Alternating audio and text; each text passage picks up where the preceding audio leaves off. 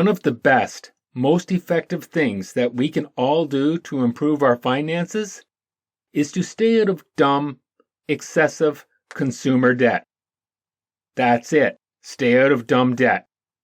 I know that sounds like simple common sense, but common sense isn't always common. And please note, I'm not saying to stay out of all debt. That would be great, but I also understand that avoiding all debt isn't always possible.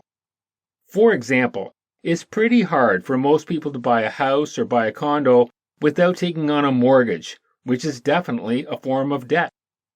I also understand that your old beater of a car might break down at an inconvenient time. That inconvenient time being when you don't have an extra 20 grand just sitting around in a bank account with nothing to do. So sure, you might need to borrow some money to repair or replace the car. And of course, it's pretty hard for most students to complete their post-secondary education without taking on what I hope is some well-considered student debt. But right now, we're talking about dumb, excessive consumer debt, which so often means things that we want but don't really need, that we buy with money we don't yet have. Things that we want, don't really need, with money we don't have. It might be helpful to talk about the difference between needs and wants.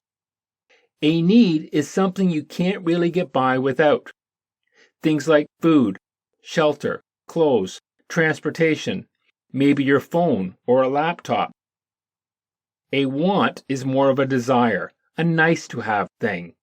Wants are often entertainment or consumer goods. Be aware that it's pretty easy for a need to slip into the want column.